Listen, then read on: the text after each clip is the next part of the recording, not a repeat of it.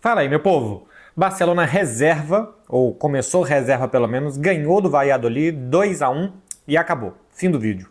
Basicamente o que o Barcelona queria fazer é, se pudesse, antes de descer do ônibus em Valladolid, ganhar e voltar para casa, era o que o time queria. Era o jogo talvez que o Barcelona menos quisesse jogar e correr qualquer risco e mostrar qualquer coisa que não fosse a vitória durante toda a temporada.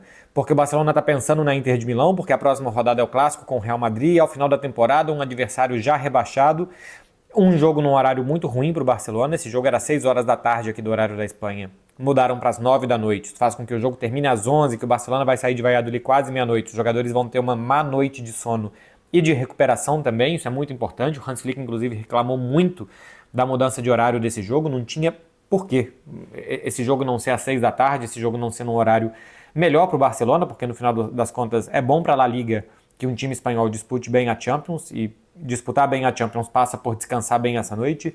Enfim, o Barcelona queria burocraticamente acabar com o problema que era, resolveu logo o problema Valladolid e pensar no que vem pela frente. Uma semana com Inter de Milão e com o Real Madrid.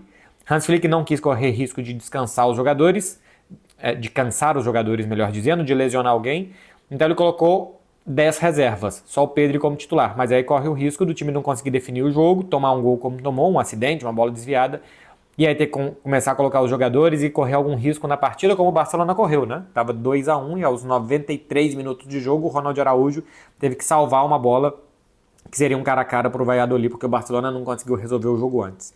Se são 10 reservas pensando em Milão e só o Pedri como titular, dá para imaginar que o Gerard Martin não vai jogar, porque ele jogou, né? Então, se quem jogou hoje é um sinal de que não vai ser titular em Milão, imagino que o Baldé, que ainda não está treinando com o grupo, vai ter condições de retornar, vamos ver se não, ou se é assim, o Íñigo Martínez passa a ser o lateral de um lado, o Eric Garcia do outro, porque o Condé está fora, aí o Pau Cubarsí na zaga, do lado do Ronald Araújo, esse que jogou. Pedri saiu no intervalo, entrou no lugar dele o De Jong, poupou 45 minutos de cada um dos meio-campistas, até porque não tinha outro para colocar por ali. Jogou Dani Rodrigues. Dani Rodrigues é um garoto da base, tem 19 anos, ele chegou ao Barcelona aos 14, ele veio da base da Real Sociedad. É um jogador que promete muito, não é um Lamine Yamal, não é um novo jogador zaço, pelo menos a tendência não é essa, tem 19 anos. E ainda está no time B, tem 3 gols só nessa temporada, um jogador que se lesiona bastante, mas passou boa parte da temporada treinando com o time de cima. A tendência, inclusive, é que ele seja observado para ficar no time de cima da temporada que vem, ser um cara que possa ajudar a revezar de vez em quando com Lamine Yamal, com Rafinha, e jogar alguns minutos na próxima temporada. Ele estava insinuante, né, nos 35 minutos que ele ficou em campo, mas não tinha, de fato, conseguido produzir alguma coisa de muita vantagem em cima dos adversários. Uma pena que ele tenha se machucado e que tenha deixado o jogo como deixou, né, com aparentemente uma luxação no ombro, logo na sua estreia.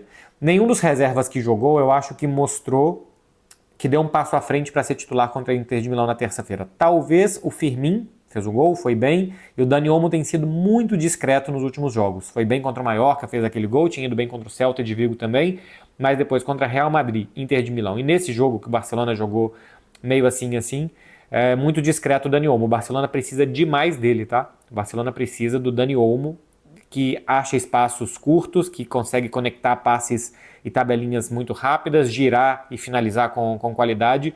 Dani Olmo, que a gente não viu contra a Inter e contra o Real Madrid na final da Copa do Rei, agora tem de novo o Inter e Real Madrid, e o Barça vai precisar dele. Eu prefiro o Firmino entrando no segundo tempo do que começando o jogo, não tomando como base esse jogo contra o Valladolid, mas no geral, eu acho que o Firmino vai bem entrando no segundo tempo. Rafinha fez um gol, atualizando os números do Rafinha, 31 gols, 24 assistências, 55 participações em gols. O Rafinha dá mais um passo à frente para ser o brasileiro com maior número de participações em gols em uma única temporada na história do Barça. Nem Neymar, nem Rivaldo, nem Ronaldinho, nem Romário, nem Ronaldo, ninguém conseguiu participar de 55 gols em uma única temporada, como o Rafinha conseguiu. Se somar as duas primeiras dele pelo Barça, tinham sido 20 gols e 23 assistências. Eram 43 participações em gols em 2 temporadas e são 55 só em uma temporada, que o Rafinha ainda tem pelo menos 5 jogos para fazer, né? 4 jogos do Campeonato Espanhol e tem pelo menos 1, ou no máximo 2, jogos de Champions para ele fazer. Sobre o Gavi, aparentemente saiu com cãibras, não não aparenta ser lesão muscular, porque ele colocou a mão nas duas coxas e estava fazendo um alongamento, acho que era um desgaste muscular. É um jogador também importante para ter contra a Inter de Milão, para jogar segundo tempo, se for o caso até prorrogação, né? A gente pode ter 120 minutos de jogo em Milão se terminar empatado. Então, aparentemente ele vai estar pronto. Estou gravando isso aqui antes da entrevista do Hans Flick, ou de sair qualquer tipo de comunicado médico do Barça, mas aparentemente o Gavi vai estar à disposição para jogar em Milão. De campeonato espanhol, o Barcelona abre 7 pontos em relação ao Real Madrid. O Real Madrid ainda joga amanhã contra o Celta de Vigo. Caso o Real Madrid tropece, empate ou derrota, o Barcelona pode ser campeão no Clássico. Se o Real Madrid chegar ao Clássico 6 pontos atrás do Barcelona e o Barcelona ganhar do Real Madrid, o Barça vai abrir 9, vão faltar 9 pontos em disputa. O primeiro critério de desempate é o confronto direto, o Barcelona vai levar vantagem e ele pode ser campeão no domingo que vem, em cima do Real Madrid, em casa. Claro que é o mundo ideal para a torcida do Barcelona é que isso aconteça. Para isso o Real Madrid precisa tropeçar contra o Celta em casa e depois o Barcelona tem que ganhar do Real Madrid. Sobre o jogo em si, eu acho que não tem muita coisa o que dizer. Para mim é um jogo com pouca história, com pouca base de análise. Um jogo com muitas reservas, que eu acho que as reservas não deram um passo à frente. Ansu Fati e Paulo Victor mostraram que a hora que precisa deles e que vão ter um momento deles, mesmo que seja contra o último colocado já rebaixado, não conseguiram. Os titulares que entraram, acho que também não entraram a todo vapor. Entraram administrando um pouco também as suas condições físicas. É muito desgastante para todo mundo. O Barcelona praticamente não teve jogadores lesionados durante toda a temporada. Aí a gente vê a lesão de Baldé, Lewandowski e Koundé recentemente. Então é claro que o Barcelona está dando mostras, como todos os outros times, que está muito cansado e desgastado fisicamente para esse final de temporada. Então não tem muita análise sobre como que jogou, o que pode servir, o que não pode. Era muito importante fazer isso. Vencer, voltar para casa, descansar para o jogo contra a Inter de Milão. Vem uma semana muito forte pela frente. Era um trâmite ganhar do Valladolid. Tinha que ganhar, ganhou. E ainda infla um pouquinho mais aí os números do Rafinha com esse gol que ele conseguiu marcar. Vale falar ainda os protestos que a torcida do Valladolid fez contra o Ronaldo e a sua administração, né? Minuto 12 de jogo, jogaram notas de dinheiro em campo. O Ronaldo investe muito pouco no Valladolid. Não é um dono que coloca dinheiro, que nessa temporada, por exemplo, nem esteve muito presente em Valladolid para acompanhar o seu clube, e a torcida não gosta do Ronaldo. Acho que inicialmente sim, mas isso foi se perdendo com o tempo.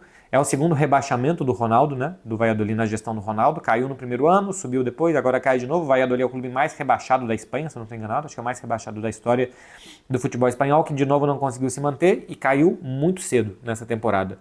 Os investimentos realmente foram muito poucos que o Ronaldo e que a sua administração fizeram, e a torcida está querendo a saída dele do clube. Que ele venda o Valladolid, que ele deixe o clube para outro, que possa investir mais e trazer mais resultados esportivos para o Valladolid, porque de fato não conseguiu. A gestão do Ronaldo não conseguiu trazer os resultados esportivos. Fora de campo é um clube mais saneado, tem um novo CT. Fora de campo o Ronaldo acho que deu uma ajeitada boa no Valladolid, mas é claro que a torcida o que quer ver é o seu time bem. Dentro de campo isso não aconteceu e é o segundo rebaixamento nos últimos 3 anos, e teve esse protesto, tanto de jogar dinheiro em campo, né, notas falsas com o rosto do Ronaldo, como músicas Ronaldo vai embora, cadê o presidente, enfim, foi uma noite de protestos da torcida do Valladolid. Do lado do Barcelona, chegou a grande semana da temporada, né? Chegou uma grande semana, Inter de Milão e Real Madrid. Recentemente tiveram os dois, uma vitória e um empate. Vamos ver o que o Barcelona vai conseguir nessa grande semana que a gente vai ter pela frente com os jogos terça e domingo. Tá falado, meu povo? Boa noite pra vocês, hein? É só isso mesmo, de Valladolid e Barcelona. Até a próxima. Tchau, tchau.